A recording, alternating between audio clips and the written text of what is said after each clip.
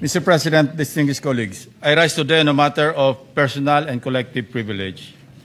As chairman of the Senate Blue Ribbon Committee, I have been subject of criticisms for not scheduling the 18 ex-military personnel who faced the media in an organized press conference at the historic Club Filipino on the eve of the 40th EDSA People Power Revolution to be called and testify before your committee on accountability of public officers and investigations. During the said press conference last February 24, these 18 individuals made claims on their supposed knowledge as former security personnel of one of the key personalities in the flood control scandal, former Congressman Saldico. To be clear, while every imputation of a crime warrants our attention, none deserves our blind deference. In the same manner that everyone has a right to be heard, it is not a license to mislead. Hence, while I reserve judgment on the merits of the testimonies, I am duty-bound to raise questions of logic and, at the very least, basic mathematics.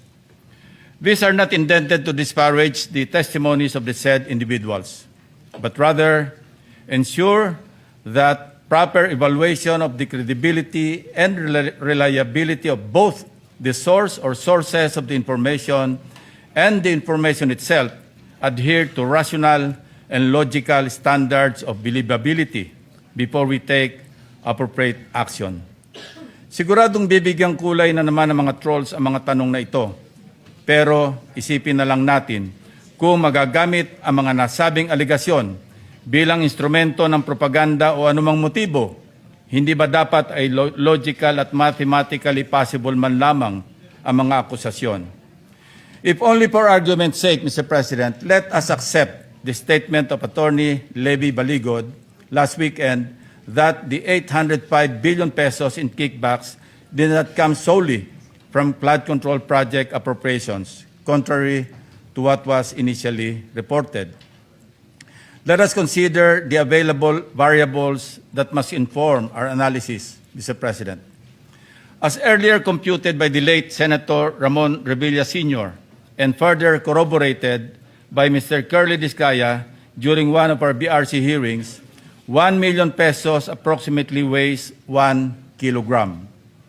Basically, this means that the two executive assistants of Saldico, assisted by 18 ex-military personnel and other unnamed personalities, received, unloaded, repacked, and reloaded and moved 805,000 kilograms or 805 metric tons in paper bills over a certain period of time.